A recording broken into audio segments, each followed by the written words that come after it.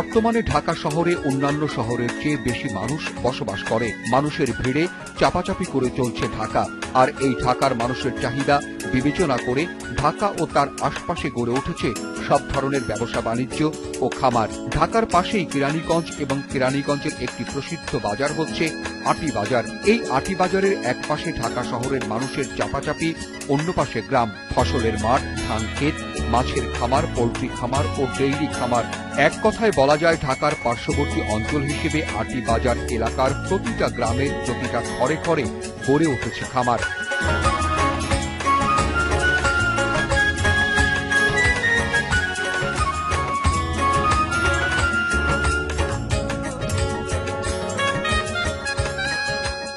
গরু আছে 32টি মিলে 67টা আর কি। তার মধ্যে মহিষ আছে আপনার 4টা। আমাদের এখানে কর্মচারী আছে আমরা সহ 5 জন। আমাদের দায়িত্ব হলো গরুর খাওয়ান নাওয়ান গোসল সবকিছু করা। গরু কোন সমস্যা হলো কি হলো না হলো ডাক্তারের ইনফরমেশন করা, তখন কি লাগবে এটা মালিককে জানানো, এইগুলো আমাদের কাজ। বড় বড় খামারের দুধ চলে যায় মিল্ক ভিটা সহ বড় বড় মিল্ক প্রসেসিং কোম্পানিগুলোতে, আর ছোট ছোট ডেইরি খামারগুলোর দুধ চলে আসে আটি বাজারে। একটি খামার লাভবান চলে আসলে অনেকগুলো দিক বিবেচনা করতে হবে। বাছুরের খাবার থেকে শুরু করে, বাছুরের যত্ন থেকে শুরু করে, যেগুলো ল্যাকটেটিং কাউ তার এক ধরনের খাবার, বাছুর এক ধরনের খাবার, এবং যেগুলো ড্রাই কাউ, বিশেষ করে ড্রাই কাউ বলতে যেগুলো প্রেগনেন্ট বোঝাচ্ছে সেগুলো আলাদা, সেগুলোর জন্য আসলে বিশেষ ধরনের নজর রাখতে হবে, তাহলে খামারি আসলে লাভবান হবে। আমি এখানে গরুর খামার করছি, প্রথম 2টা গরু দিয়েই শুরু করছি, তারপরে 1টা 2টা করতে করতে এই পর্যন্ত 30টার মতো দুধের গাভী আছে, প্লাস বাচ্চা টাচ্চা মিলে প্রায় 60-70টার মতো আছে। এটার ভিতরে মুনাফা আছে, প্লাস এটার ভিতরে শ্রম দিতে হয়। প্রথমে আমাদের পাশের গ্রামে স্টার্ট করছিলাম, ওইখানে আমার গরু যে ঘরটা করছিলাম 40টা গরুর ক্যাপাসিটি ছিল। তারপর পরে ওখান থেকে চেঞ্জ করে বর্তমানে যে ফার্মটা করছি এখানে 108টা গরুর সেটিং দিয়ে আবার নতুন করে এখানে করি। 10-12 লাখ টাকা নিয়ে স্টার্ট করলে 1 বছর ধরলে গরুও বাইরে যায়, দুধও বাইরে যায়, আপনার ওই পুঁজি খারাপ থাকে।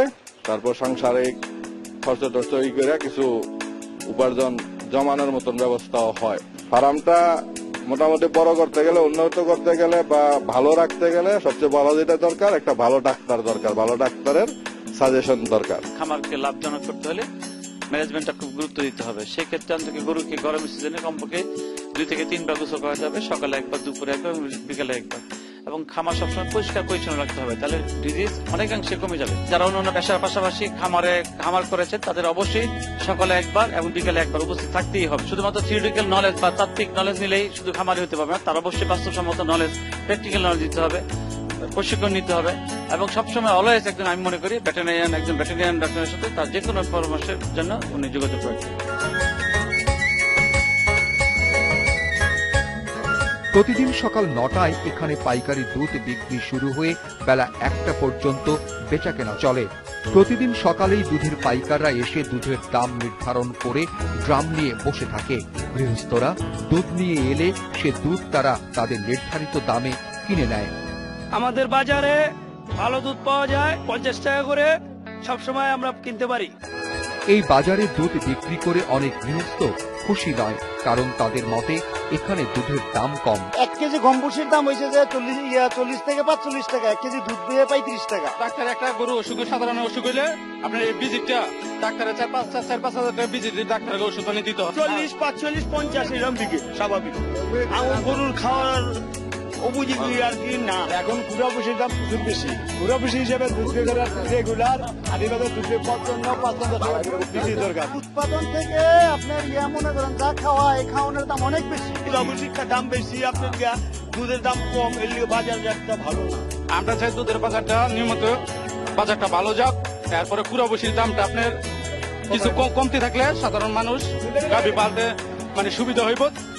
এই আটি বাজারে স্থায়ী একটি দুধের বাজার গড়ে ওঠা প্রয়োজন।